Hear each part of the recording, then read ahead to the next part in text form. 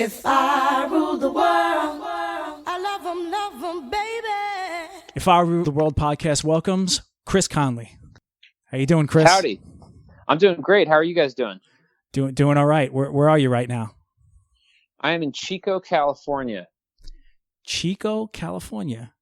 Now that's Yeah, not do a you know name where I've that heard. is? I don't. It's way up north, 3 hours north of San Francisco. Oh, how's the weather? And Probably nice, right? oh, it's absolutely beautiful. Right, today is a perfect fall day. We're far enough north that we get the full swing of the seasons, so all the leaves change up here, which is awesome. Having lived back east, I really love how the fall and the winter feel. Yeah. And so today is quite crisp outside. It feels really nice. I like crisp. Did you figure out the furthest point away from New Jersey? That's pretty funny. No, I wound up here because my daughter's mom grew up here, and it happens to be I grew up in Princeton, New Jersey, and if you just drew a straight line across the country to California, Chico is on that exact parallel. So that's cool. Something about it feels like home. It's a college town. But that's the reason that I wound up here. And then I was so glad I wound up here. And then it's a great place to raise my daughter. It's a great town. I mean, does it really, sometimes like I just assume, I mean, we're all musicians, but I've never toured to the way that you have. I guess when you tour so much, like, does it ever really feel like home? Oh, absolutely. It's more important, that it is your home and that you love your home, because when you do travel so much, you really need a home base. So there's some people that are out there literally the entire year for years and years and years and years. Yeah. But I really love coming home, and it feels like a sanctuary. And I've got my studio out back in a guest house, and I can do all my work here. So it's definitely home. That sounded like an invite, to be honest, Chris. That when you're traveling through Chico, come to my guest house. That's right. Maybe that's not what you said, but that's what I heard. We've got 6 bunk beds built into the walls back there. So when bands come through, when they're recording, or if our band is here rehearsing, everybody has a place to crash. That's amazing. So it's not off the books there. We could plan that. We could pencil it in. That's pretty cool. So like what I like about like technology now is like you can do that, like back in the day, like you would be like booking studio time, buying, everybody chipping in for that 2-inch reel. Hotels. Yeah. Oh man. It's amazing to me how much bands used to have to spend on albums. And a lot of that would be lodging. And so we realized that when we first started making records here in Chico, we would get the guys apartments here in town. Mm-hmm. And then we realized that's crazy. Let's just build bunks in the back house, and it'll be like rock and roll summer camp. For sure. And it's still better than sleeping in someone's bathtub, which we did. Like I remember when we drove down to South by Southwest, like some of us slept on the floor. It was one hotel room and like 6 of us. And that takes a toll after a while. Absolutely. Yeah, for sure. I mean, we never, like I said, we didn't do any extensive stuff, but it's when you see other bands do it, bunk beds sounds like heaven. And they're glorious too. They're like extra wide with nice mattresses.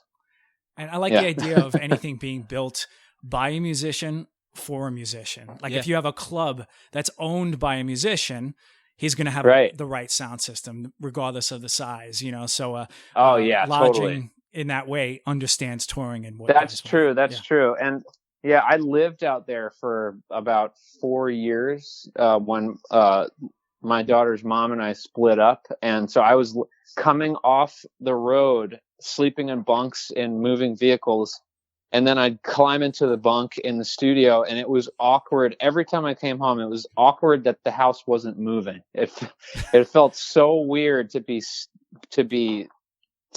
still, to be totally stationary in a bunk.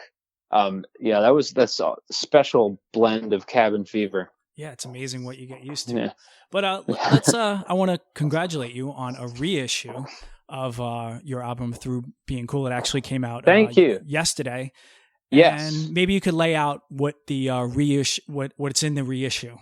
First off, it's really cool. So we did a totally different layout with a lot of new extra pictures from that time that I dug up here, and I had taken most of them on just like a disposable camera back in the day. Okay.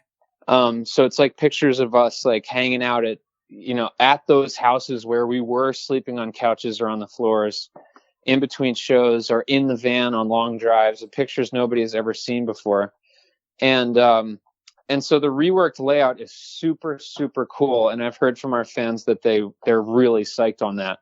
But we also did an entire extra LP of the basement demos that I recorded when I was writing the songs back in 1999, and an amazing high quality recording of a college radio live session that we did right after the album came out, where we only played, at that time we only had songs from the first two albums and the acoustic EP. So there's a really great time capsule live recording of the band at that time, and it sounds incredible. And I think we were totally on fire. So it's a really, really special re-release. Yeah, that sounds like a perfect encapsulation. You got some live stuff, you got some demos, and you have the version of the record, which incidentally, correct me if I'm wrong, but your last album was just about a year ago, number 9. Yeah, it came out actually exactly a year ago today. To the day, and 9 and some of the parts about 9 is numerology, and here we are exactly a year later. Hey, check it out. You're talking about 20 years later, and there's a lot of you planned this. Don't lie. Come magic, on, man. It's magic. and also like the songs on 9 are so definitely like introspective for sure, which was I think the theme of it. It's written about a lot. Like there's songs about being on the road and being psyched to be alive at that time that I wrote for this most recent record. And like 20 years apart, was that something that just happened? Yeah, I was like about 36 years old when I was starting to write 9. Mm-hmm. And I think, it's around that time when you start to reflect a little bit on your life, like you're getting closer to 40. And like, that's just a trip. Like anybody that's turned 40, I haven't turned 40 yet, but anybody that's turned 40, it just like does something to your psyche where you just start thinking like, wow, like I'm 40. That's how have I been along this? How have I been alive this long? Yeah. Do you remember you thought of 40 when you were, 5 I or do, 6 or right? 7? Yeah, I remember what I thought of 27. Yeah, exactly. So that's just what my sort of like inner drive was, my feelings, my inner reflection just as a human being made all that happen. That's my writing style. I follow the inspiration. I don't like dictate. And so like one of the first songs for the record that was for sure going to be on the album is the opening track, Saves the Day. And that song, when it appeared in my head as a melody, and so I grabbed the guitar and figured out the melody, found the chords that fit, and then I started singing it, with no words attached. But all of a sudden, there I am singing, so turn it up where saves the day. That line just came out on its own, and so I thought, oh my God, that's so cool! I'm gonna write a Saves the Day theme song. One of my favorite songs of all time is the song Wilco by the band Wilco on their album. Yeah, on their album Wilco. One of my favorite bands. Yeah, that song is so good. It's just like, man, when you're having a hard day, just put on the headphones and we'll be here. So I was so psyched when that song came to me. And I didn't know where the rest of the album was going to go. I didn't know that I was going to write a retrospective about basically like my life in the band. Yeah. But that's what was churning inside. And for like a song like Side by Side, like I was trying to decipher a lot of the lyrics and stuff like that. What do you remember about that song? Because it seems to have like that song was so much fun to write. It started it's my as favorite song on the record. Thanks, man. Thank you. It started as the melody and the riff for the chorus. So that like super crunchy, like grunge rock riff that opens the song, and the side by side time and time melody. Those came as like a team. And what I mean by those came is that I'll just be, minding my own business, doing stuff. And it's just like you have a song from the radio stuck in your head and you'll hear it in your head. But something will be there that I notice after a while isn't a song that I've heard on the radio. And I think, oh shit, I got to go record that into a voice memo. So that was one of those ones that was just sort of in there, this riff and this melody. So I sang it into a voice memo so I wouldn't forget it. And then at that point, I had already written Saves the Day and Suzuki. And so I knew that the song, the entire album was going to be about my journey in Saves the Day. So along with that idea, the guitar riff and the melody were the words side by side. That's the only thing that came with it. And so I thought, okay, side by side, like how do I make that small idea, how do I make that fit in this larger concept? And so I thought, okay, I'm going to write a song about the only other original member of Saves the Day, Brian Newman, who's the guy that asked me to come play at his parents' house over the weekend, one weekend when we had just started 8th grade back in Princeton Day School back in 1993. He heard that I learned how to play guitar over the summer, phoned me up right when we got back to school and said, hey, you should come jam. So if he had never called me and sort of initiated the journey, I never would have been in a band. There never would have been a Saves the Day. I would have just been a songwriter, a guitar player. And we went, he stayed with the band through Stay What You Are. So he was there we were together for a long time, and he was like my brother. So basically I wrote like a brotherly love song about my dear friend. Yeah, I mean, that's amazing. Like when you actually break and down all those lyrics are like exactly how the band started. Like there's the phone call where he calls me up, says, bring your Les Paul. and then there's a scene about us tracking the first Saves the Day demo tape at Tracks East with Steve. And I say tracking East Coast at Tracks East with Steve. East Coast is the very first Saves the Day song. It was on the Saves the Day demo. It's the first song on the Saves the Day demo. And then in the second verse, I think I sing about playing a New Year's Eve basement show in New Brunswick, which actually was Jeff Rickley's house from Thursday. Wow.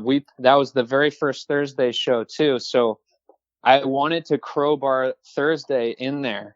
And I looked up that date, the date that we actually played Jeff's house on that New Year's Eve. And it was when it was it was 1998 to 1999. That was at Jeff's house, and it was actually on a Thursday before midnight. So when it turned midnight, it was Friday. So I said, in a basement in New Brunswick, we're faded on a Thursday, red cups, red wine. And then 200 voices sing with us for the first time. That was like one of the first times we had like this incredible show of all these people packed into one place. Yeah. And everyone was singing along. And so that was like, and so then that kind of becomes that we're side by side with our fans. Yeah. So side by side singing along with our fans. Jeez. In the next verse, Brian had left the band, and I'm singing about being at David Geffen's house. And I say it's Split Screen 2003. That's when, as we had finished in Reverie and we were getting wined and dined by all these major labels. We had a meeting at David Geffen's house. And so I'm picturing Brian on the left side of the screen, sitting there reading a Time magazine with Jackson Pollock painting on the cover. He had a painting on the cover, I think in 1951 or something. And I'm picturing Brian out of the band, living on his own now, reading this magazine, but I was sitting in David Geffen's house with my drink resting on a piece of alabaster from 2000 BC, and the actual Jackson Pollock painting was up, hanging above his fireplace. So I'm imagining us still connected through time and through the significance of us starting the band together, and we're both staring at the same Jackson Pollock painting. Wow, that's just about as poetic as it gets. Yeah, that's really amazing. Thanks, man. Thanks, dude. I work so fucking hard on lyrics, and I love writing lyrics, and that's my favorite compliment. Appreciate it. Yeah, for sure. Like, you know what a trip about that to me is so you wrote a song, that part, the second verse about everyone singing along for the first time.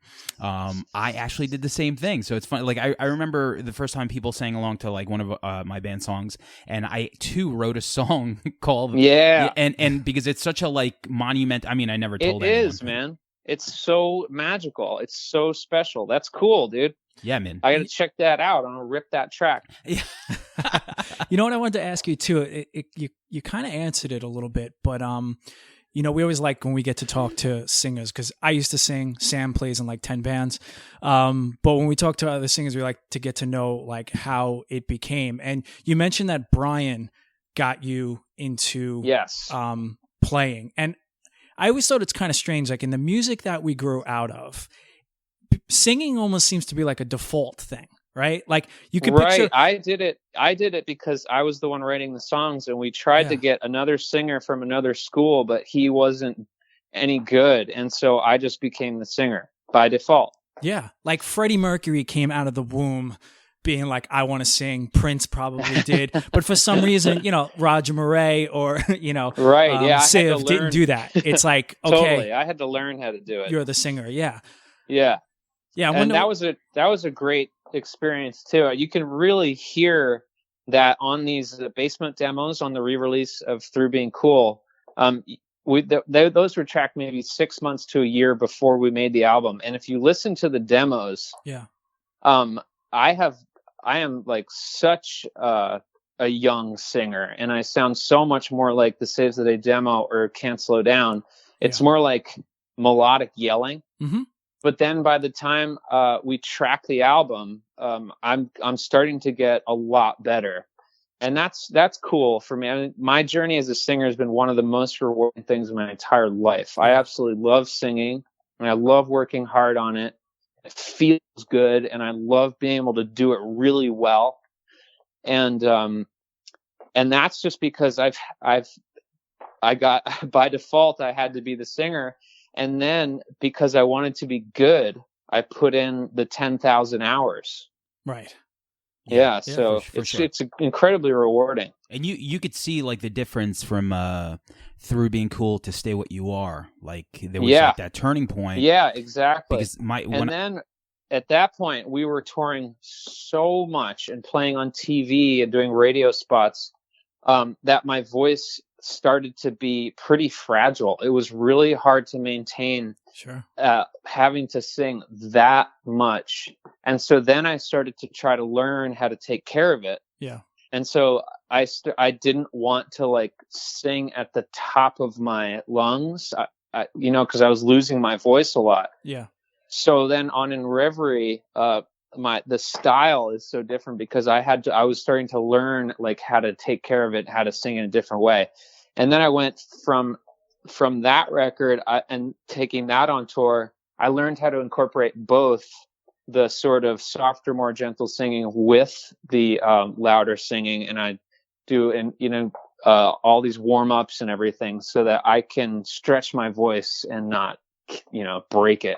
Did you ever take any lessons or anything? You said you did warm-ups. We took Arun, our guitar player Arun, and I went to see this guy who's an opera singer in Detroit who teaches lessons. We went one day before a gig in Detroit, and we went and he taught us how to warm up. Yeah. And so I recorded that on a voice memo, and that is still to this day what I warm up to. It's about 12 or 13 minutes long, and it's just like all these running scales and different techniques to get your diaphragm active. Yeah. And and get your full lung power and everything. And that was the only experience I had with that, but it was really helpful. What about like now that, because you obviously play bigger shows and you did, 22 years, let's say, like when you first started out as a band, sometimes you would play a basement without a monitor.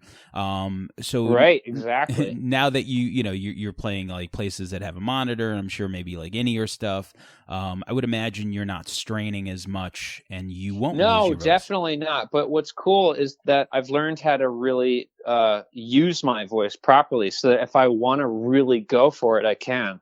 Yeah.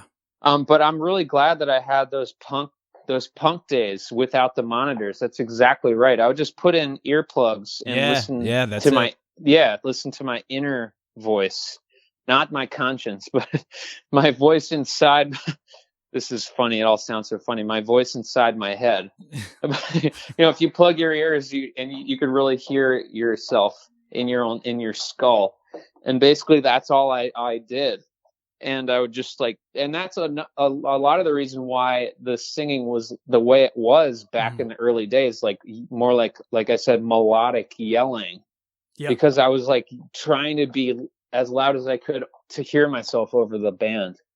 Huh, yeah, that's funny. I always think that there's just uncalculable training that comes from having to play the worst shows. Basements. Oh my God! Right? PA, yeah. You learn no PA. You learn everything. You learn everything through that. Yeah. The PA breaks. Well, okay. Then if you could just unplug a guitar and play, and everybody could have a sing along. Yeah. That kind of stuff. Yeah. Whatever's gonna be when Rome is falling and during the middle of your set. When you're bigger, you're able to deal with it because it was always chaos when you start. Exactly. One of the coolest things I've ever seen was a Minor Threat video where the PA broke, but everyone knew all the words, so Ian just yelled into everyone's face and everyone sang along. Oh my God, that's so dope! I have done that a lot too. That is so cool. Yeah, it was pretty crazy. That's sometimes those are the best moments. Of course, there's no storming off the stage like Axl Rose. This fucking PA sucks. It's like, we gotta. You know what? I think that was an excuse. I'm sure his voice was just fragile that day. Yeah, rumor has it. I guarantee it. Think of how he sings. Yeah, he sings weird. Yeah, for sure. He sings like Brian Johnson. James Hetfield says, he walked backstage after that all happened, and Axl's sitting there smoking a cigarette, drinking champagne, so he wasn't taking care of his voice. Yeah. I clearly have feelings about that as a singer. Yeah, and I think that's also indicative of what we were talking about you grow up and you become a singer as a default. I mean, you wrote a song called Side by Side. You're thinking about your fans. You're thinking about who you're doing this for, everybody in that room, and when something goes wrong, you're still there. You're still side by side. You're still trying to do the show that you were asked to do and not just throw the mic down and walk off. The one time in San Diego, we were playing this place called the Epicenter, and there was a gas leak in the building. They had to evacuate everyone. It was 1,000 people. They evacuate into the parking lot, and then they shut down the building. And we were a third or not less than halfway through our set. And so we had an acoustic guitar in the van, and I pulled it out and just played an acoustic set in the parking lot and under the trees. And there were people climbing the trees and hanging on branches so they could get a better view. Yeah. And that was one of the, if you ever, meet somebody that was there, that was one of the coolest things. It was, that's never going to happen again. And it was unique. And instead of just ruining everybody's night, no, you make it you gotta make it special, and I'm there to play. I like to play, and I love our fans, and it's a really special thing. And people really connect with the songs, obviously too. I know that you did some of the revival tours too, right? With Matt and maybe Dan Andriano. Oh yeah. The what do they call those? Revival. Where's the band? Where's the band? Yeah. I was thinking of the Chuck Reagan one. Sorry. Yeah. I would love to do the revival one because I'm such a huge Hot Water Music fan. Same. But yeah, those are awesome. It's just a bunch of singers in a van with a bunch of acoustic guitars playing songs for amazing fans.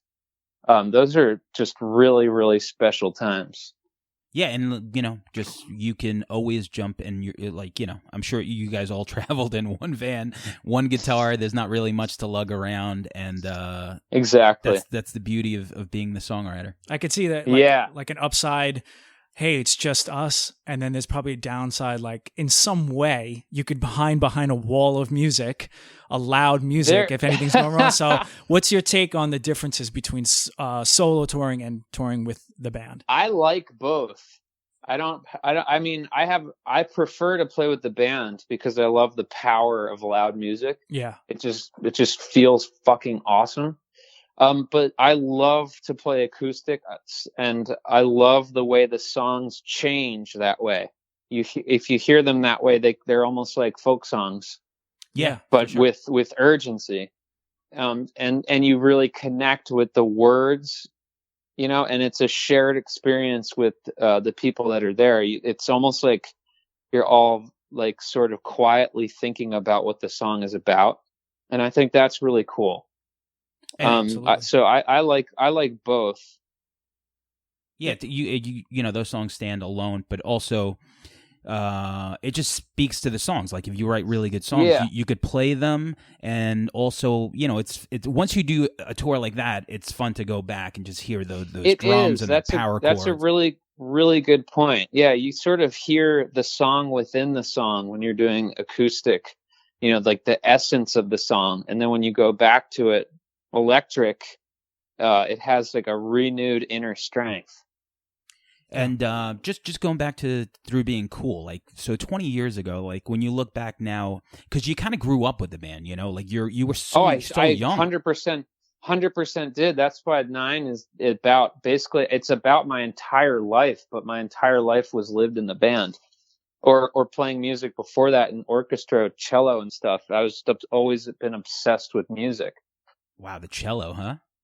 Yeah, I started when I was 6 years old, and I played for 7 years until I got a guitar. Damn, you could have joined Cursive. Yeah. But so like looking back now, because songwriters sometimes they 20 years, like, I mean, it's so different, like, everything about yourself. It is wild that it has been 20 years.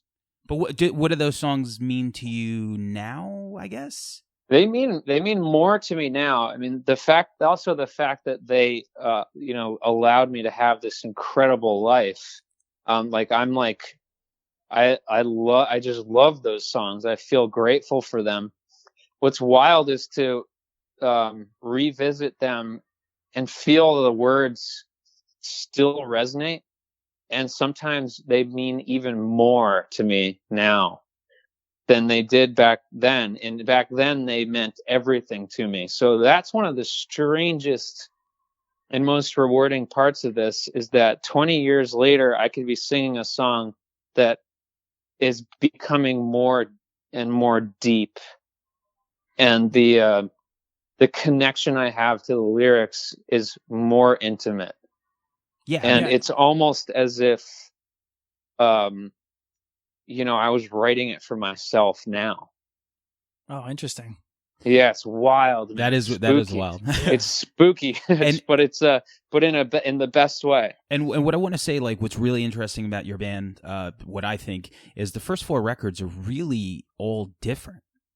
Yeah, I mean, every Saves the Day record's hella different. But specifically, like the first 4, it's almost like, as you play more and you tour more, you just try different things with songwriting. Yeah, and you're learning more about your instrument. And I was hearing music I'd never heard before, and then like what? When I was I got into the Beatles late in the game. Mm-hmm. So it wasn't until after Through Being Cool that I discovered the Beatles. So then that's why, like, Stay What You Are is when I start to really try to stretch out as a guitar player, and you get songs like Cars and Calories. And that's me, like, trying to be a better songwriter and guitar player. And then I just got, like, really, really into music like that. Britpop or British music, just really smart, in my opinion. Great songwriting. So I was, like, really, really into David Bowie, and I had a Beach Boys phase, so that's how I got into doing lots of background vocals.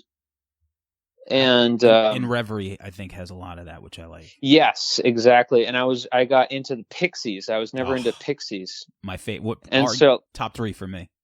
Yeah, I think like in Reverie, in my opinion, has sort of like it sort of feels like the Pixies album Trompe le Monde, the last Pixies album before they got back together. Yeah. That's it sort of has that vibe to me, but just with a young dude singing.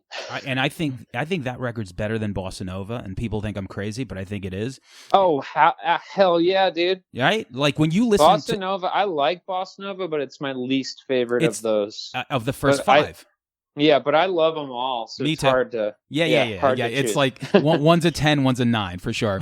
Because exactly. When you listen to the title track, Trompe le Monde, like you're like when you first hear that, I'm like, what the fuck is this guitar part? I know. What are these harmonies? Amazing. So strange. So that's where a lot of the sort of weirdness of In Reverie came from. But also, I grew up listening to like Shudder to Think. Love them. They were a DC band. Yeah, of course. And a couple years later, when Manny Carrera joined the band, he said, "Yeah, when I heard In Reverie, I realized that you loved Shudder to Think." And I thought, oh my God, no one else has ever noticed that or said that.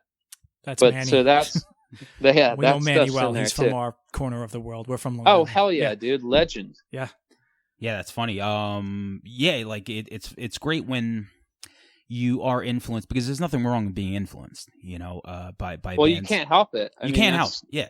Like it's like if Martin Scorsese had never seen a movie. Yeah.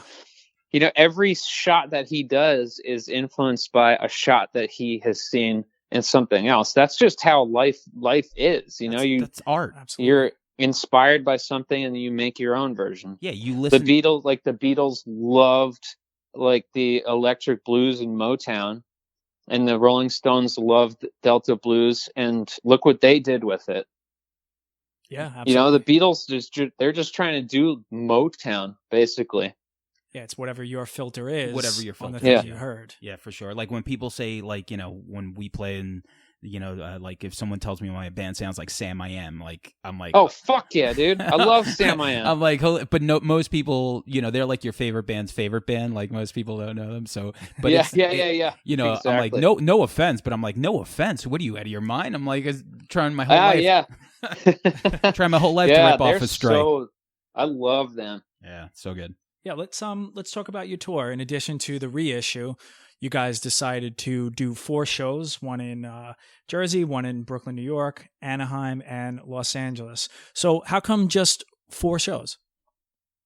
Well, we already did. We did when the album turned 15, we did an anniversary tour with Say Anything, and they did their 10-year anniversary of their album Is a Real Boy.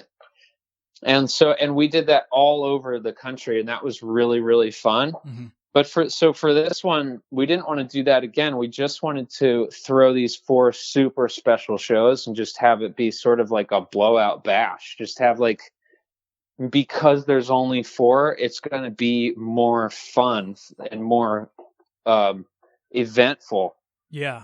For everyone, So, and also, I remember that there was fatigue playing the exact same thing every single night. Yeah. For like 50 nights. Like right. We're a band that likes to change it up. Sometimes if we're if we're playing the same set days and days on end, there will be like 27 songs, but there's selections from each record and from B-sides, and it keeps it really, really interesting. Sure.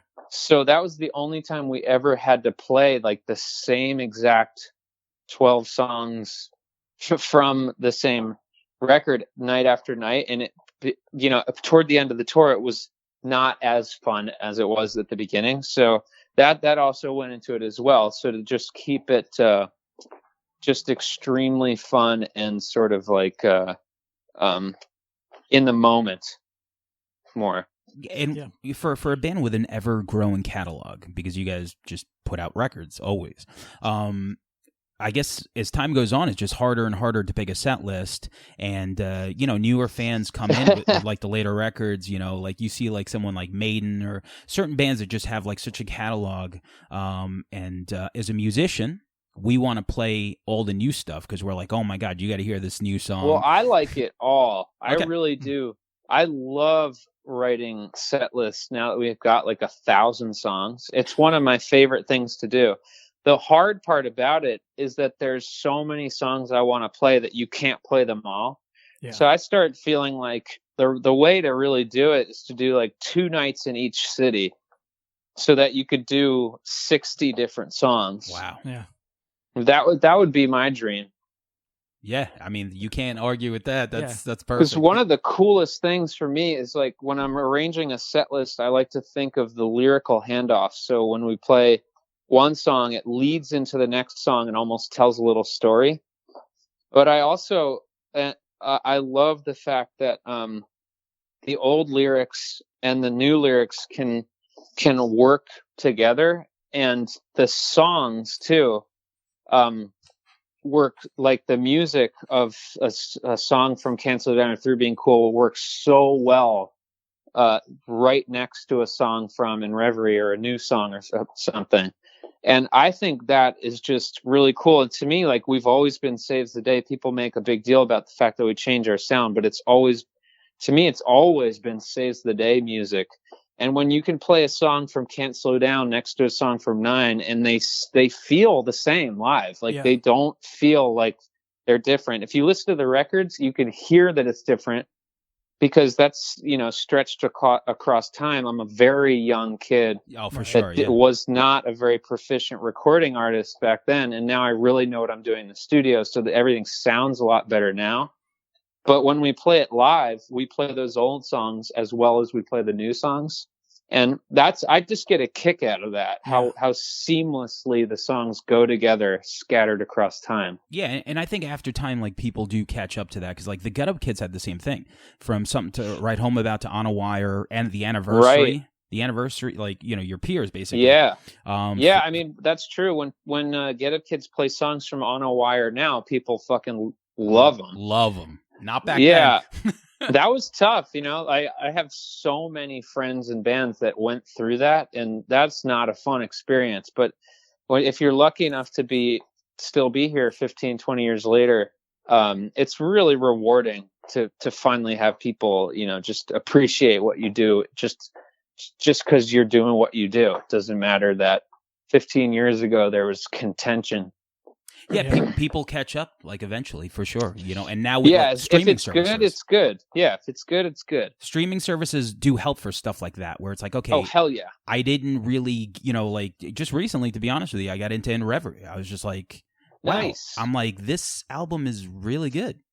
Oh, thanks, man. Yeah, it's sort of a thinker. It's like, it's not like a get up and jump around. It's more like, take a hit of something and sit back and listen. Yeah, I mean, it's more my speed of songwriting. Like, as I get older, a lot of cool stuff, like that first riff. It had like a Pinkerton vibe. Riff, yes, yeah, right, and super drag. Thanks, man. So. Yeah, I think yes, totally. I didn't hear super drag till later. Okay. But actually, Arun turned me on to super drag when we were making Daybreak. Okay. And I realized, oh my God, this band! I love this band. I think it's the record that I love is, it's not Regretfully something Yours. about head. Something about oh a head yeah, trip. yeah. And that album to me is like perfect and totally has that. I could see why you would hear that in Reverie, like for the sure. The way it was produced. Well, so we really went for that on Daybreak. To me. Because to me the follow-up to In Reverie is this 37-song arc 3-album trilogy with Sound the Alarm, Under the Boards, and Daybreak. So I only really finished my thinking on when we finished Daybreak, and Arun joined for Daybreak, and so we were able to because we were inspired by that Head Trip record, the Super Drag record. We were able to employ those production techniques on Daybreak. So we're finishing in my eyes, Daybreak finishes the follow up to In Reverie, and it really feels like the like In Reverie Part 2 to me. Daybreak feels like that one feels the closest to In Reverie. Awesome to me. Yeah. And very Beatlesque as far as like that Head Trip record for sure. I just love that album so much. Yeah, they're it's like your band. Okay, so certain bands are just like they fall like it's melody driven, so it's like heavy guitar, melody driven. So for me as a kid, I would love bands like Smashing Pumpkins. Like I would hear, oh my god, I was obsessed with Smashing Pumpkins. I would hear Bodies and I would be like, okay, like this is a melody, and the guitar was so oh my god, I was obsessed. Yeah, I fucking loved in my 8th grade yearbook. You're allowed to put whatever you want on the page, and I literally just put a picture of Billy Corgan and wrote Billy Corgan. Did you ever get a chance to meet him?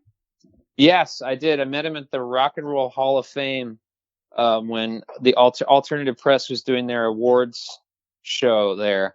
And I got to meet him and shake his hand and just tell him how much I loved his music. And he looked like slightly like dazed, like as to kind of confused, like, why am I here with all these emo kids? Yeah. But he was gracious and cool. And like, I couldn't believe I was standing there. Another hero of mine was there who I didn't meet. Joe Perry from Aerosmith was there. Wow. I grew up and I was like obsessed with Aerosmith. But yeah, that melody and the melody and the distorted guitars, like. And another thing about Billy Corgan is he's really smart guitar player, smart musician. He plays guitar like no one else. And I love the melodies in his guitar parts. Oh, so much. Yeah, so I feel the same way. Yeah, I love that stuff. He I mean, he could just jam on that open E and just like play that, like, I don't know, like I watch him shred. He's a shredder, man. He's a shredder for sure. Guy's gnarly. That's funny you said Joe Perry too, so you're very, very well rounded, because I think I've even heard you say I've heard you cite Aerosmith and Diary and a couple of things. Exactly. Led Zeppelin, Joni Mitchell. Oh, I listen to so much. It's crazy. It just helps you become a better songwriter. It does. That makes the music more interesting. Yeah, I mean, to especially as you're doing this for years and you're starting to grow, the well you used to go to is not the same that you'd go to anymore. And if it is, you're doing the same thing over and over. You're making the same you don't. record. You just if you go to play that same progression again, you're like, oh, I've already done this. Yeah, it's not. There's no inspiration there, so you have to find new ideas. Sure. And it probably makes going back a little bit to Through Being Cool, there's a new interpretation of that, because you're a different type of singer. Yeah, because I love those progressions. Like, if I hadn't used those progressions or those riffs, like, fuck yeah, I'd write Hollyhocks again. Yeah. Actually, there was that particular progression on Hollyhocks was my favorite progression. Mm-hmm. Like, if people don't know what that means, it's like a sequence of chord changes.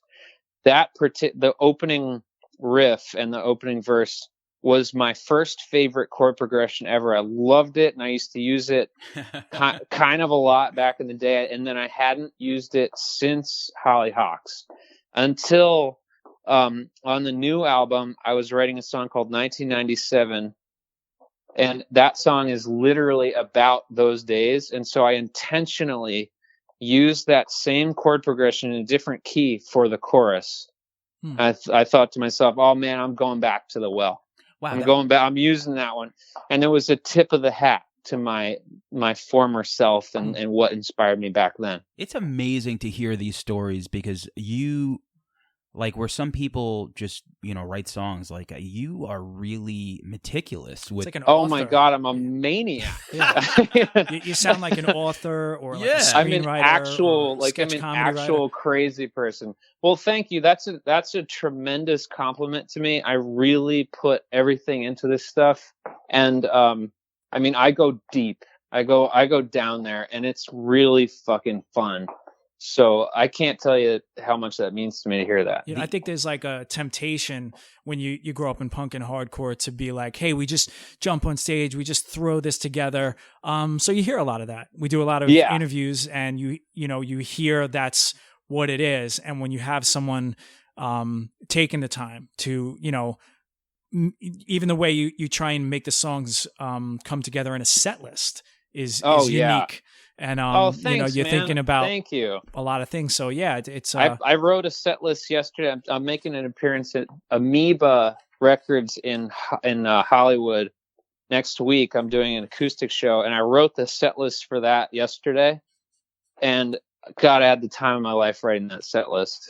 It's just so much fun, making one song go into the next and speak to the lyrics so that it's telling a consistent story. And then half an hour later, you've basically told like it's like a mini play through songs. Yeah. What is, just out of curiosity, I don't know much about Two Tongues. What's that about? So Two Tongues is the project I do with my friend Max Bemis from Say Anything. And we split the songwriting. So we'll each write like half the record. Is that where the name comes from? The name, it comes from having the two singers. So we split songwriting and we split singing. And but when we write the songs, we intentionally will not finish them until we're together, so that there will be like a bridge that needs to be written for Max's songs that I will write. And then on my songs, Max will come up with the chorus vocal melody or the chorus lyrics or something like that. Okay. Yeah, so it's an intentional 50-50 collaboration. That's really, really fun. Sometimes you go to try to work with somebody and it's like pulling teeth and the ideas don't flow. But with Max, it's like two kids in a candy store. It's effortless and fun. Is that a Halloween reference right now? Because it's October. Hell yeah. So which one is Johnny and which one is Richie, though? But well, I sing on the Two Tongues 2. I sing I'll be Paul, you be John. Oh, okay. Yeah. And then I saw like you guys also, like I was like doing some of the research, and you guys made the cover for the Bob Dylan song "Man and Me." Yes, that's the first thing we ever did together. What a trip! Yeah, it's in commercials now, and also obviously the Big Lebowski. Yes, that song was so fun to do, and that's the first time we realized that we worked really well together, and our voices sounded super cool together. He has this like barrel voiced, like growling bear melodic singing voice, and I'm like this extremely high pitched, sort of like on the female side of the register. So it's a cool combination, but we also both sing like with urgency, so it's like punk rock, but with melody, but with two extremely distinctly different voices. Yeah, very cool. Anything to like put different shades, it's fun to check it out. It's cool stuff, man. I mean, it's like I can't speak for Max, but I'm never trying to reinvent the wheel. I'm just trying to make cool records. Those two records are really cool. The second one is an actual garage rock record. We actually made it in a garage with only two microphones. Okay. Yeah. So it sounds like that, but that's how it's supposed to sound. It's an actual garage rock record. And so if you think about that, if you bother to listen to it at any point in time, the songs are still super cool. That was really fun. Okay, but it's not like full band, you said? It's just the two of us on Two Tongues 2. On the first Two Tongues record, we had a drummer and a bass player. We had Max's drummer Kobe, and we had Saves the Day's guitar player David playing bass. Okay, yeah, I'm gonna check it out for sure. So it was half Saves and half Say Anything. Was that still Doghouse? That one's on Vagrant Records. Ah, very cool. Yeah, because Doghouse, for me, like I was telling George, I was like reading stuff on it, and the band Limbeck is one of my favorite bands on the planet, and I think they were on there. Doghouse is an amazing label. It's a legendary label. Yeah, good stuff. For sure. Yeah. And even speaking of labels, I mean, you start out on Equal Vision, which is a cool label, and then you move to Vagrant. It's almost like full circle and full spectrum of labels. We did the major label thing too. We got to taste it all. Yeah. And now you've been back on Equal Vision for a while. God, never going to go anywhere. I love Equal Vision. Yeah, well, I love everyone there, and it's just a great place to be an artist. And in this day and age, what does a label like Equal Vision do for a band like yours, as opposed to what it was in 1999?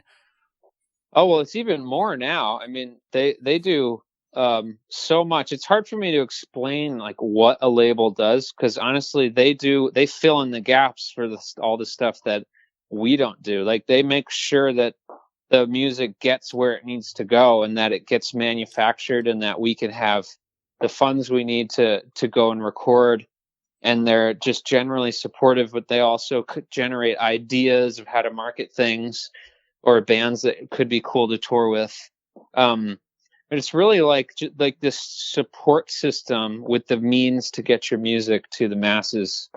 And it's funny because I was thinking of DreamWorks. Like, he did the one record with DreamWorks, and like, because I mean, back then I guess a label meant a lot different stuff than it does now. Oh, it certainly did. Yeah. Once you move on to now, I think once the wave hit, bands that have an audience, I feel like there's almost no need for it sometimes. If you really want to succeed as a band, though, the label is crucial. Because the thing you want to focus on is being in a band. You want to write songs and be good at performing. And like, you don't want to be beating the streets and making sure people, hear about it before you make it to the town, or it's, setting up interviews and stuff. There's this incredible infrastructure and a lot of moving pieces that have to be accounted for. And Equal Vision, for me, Equal Vision is like, they feel like my parents, basically. And I mean that in a really respectful way. Like, they like take care of me and make sure that the band gets everything they need so that they can grow. It's like a loving family relationship. Yeah. I mean, and that's everything especially when you first start, you don't know what you need, but essentially you need some type of infrastructure. You need what you don't know how to do. That goes from label to manager to whatever. Yeah. Whatever you got to get the thing. You got to get the thing actually physically made. Yeah. And I mean, they do so much more than I do. All I do is write the songs and play them. Yeah. I mean, that's enough. That sounds like enough, right? All right, cool. So we just want to finish off this interview with a question for you. It's a question that we ask all our guests. The name of the podcast is called If I Ruled the World, and we ask every guest that question. So if you ruled the world, Chris Conley, what would that look like?